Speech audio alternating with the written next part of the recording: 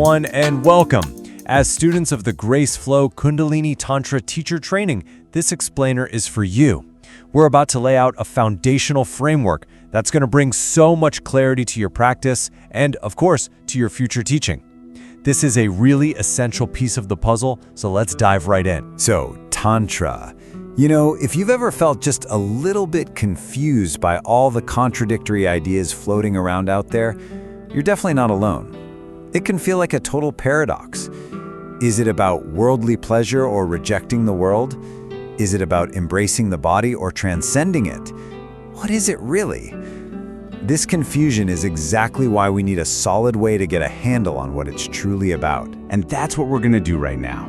We're going to use a clear 4-part framework to cut through all that noise. This model doesn't just clear things up, it reveals the real genius of Tantra, its nature as a deeply integrative path, one that doesn't chop the world up into sacred and profane, but actually weaves it all together into a beautiful whole. So here's our game plan. We're going to move past the common myths and explore 4 core characteristics. First, the path of liberation. Then, the heart of compassion. After that, the spirit of nonconformity.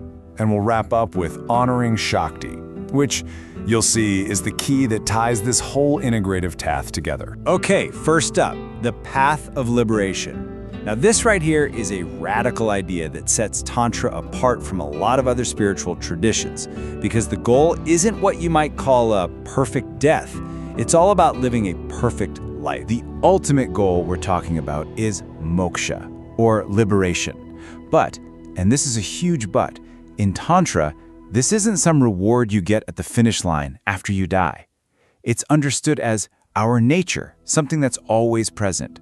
The real goal is jivanmukti, and that literally means being liberated while you are living, free, awake, divine, right here, right now, in this body. And this slide just lays it out so clearly.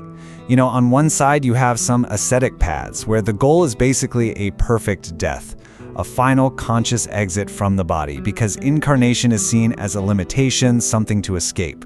But the tantric goal? That's the perfect life. It's the complete divinization of being human.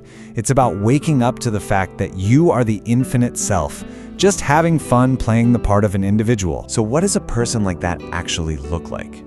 Well, this quote from your teacher, Peter Littlejohn Cook, just nails it. The jivanmukta, the liberated soul, doesn't run away from the world. They live right in the middle of it, like a fountain of compassion. Their actions aren't coming from a place of trying to get something, but are just a natural, spontaneous overflow of the pure joy of being alive.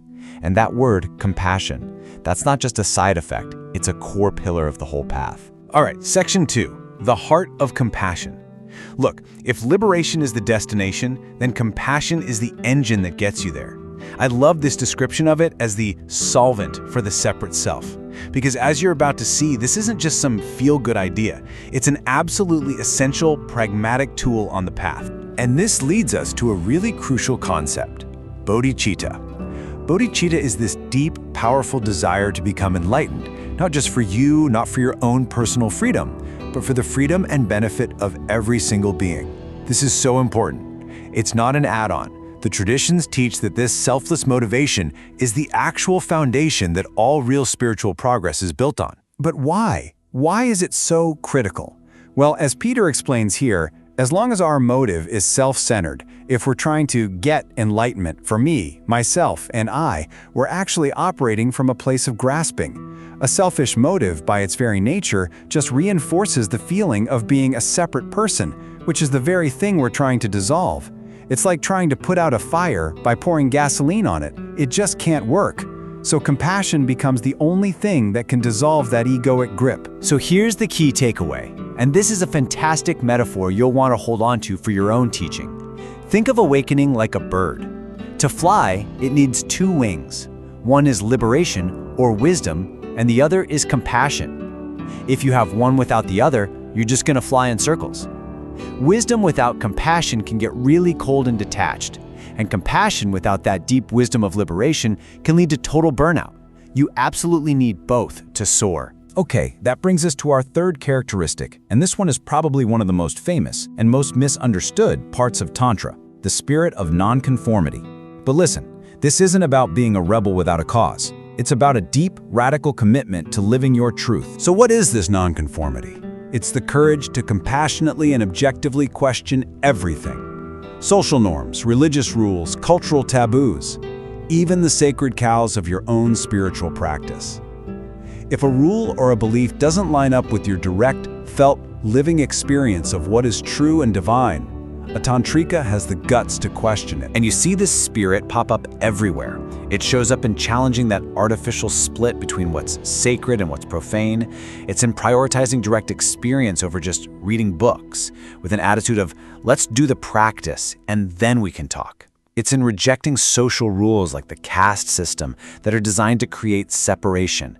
And it's even in having the wisdom to question our own spiritual practices if they start to feel more like a chore than a path to freedom. Ultimately, this whole nonconformist spirit really boils down to this one incredibly powerful question. If absolutely everything is made of the substance of the divine, then how can anything, or anyone, or any experience possibly be unworthy? And that question, well, it leads us perfectly to our fourth and final characteristic.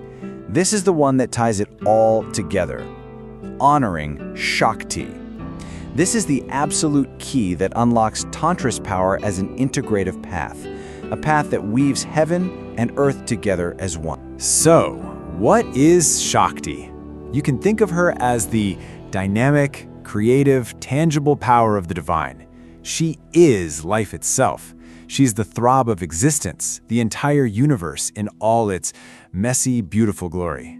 So to honor Shakti means you stop seeing the world and your body and your emotions as some kind of problem or obstacle to God, and you start seeing all of it as the divine in form, as the very body of God. And this right here is the game changer. This concept will be so central to your teaching. A lot of spiritual paths are, for lack of a better word, dissociative. They see the divine as out there or up there, and this world is just an illusion you need to escape from. But Tantra is profoundly integrative. It says the divine is both transcendent, beyond everything, and immanent, right here, in every single atom. The world isn't a trap, it's the sacred dance of Shakti. And this really brings us right to the heart of it all. The unique opportunity that Tantra gives us is a spiritual path that doesn't ask you to cut yourself off from life. As Peter notes, it stands apart from those dissociative approaches precisely because it honors Shakti. This deep reverence for the divine showing up as the world and as your own body, that's the source of its integrative magic. So let's just put it all together. If liberation is something we live right now, and compassion is our fuel, and nonconformity gives us the courage to find our own truth, and honoring Shakti is how we do it, well, that means every single part of your life, every sensation, every emotion, every challenge is a doorway to the divine. The question is no longer, how do I get out of here? The real question is, what door are you going to open next?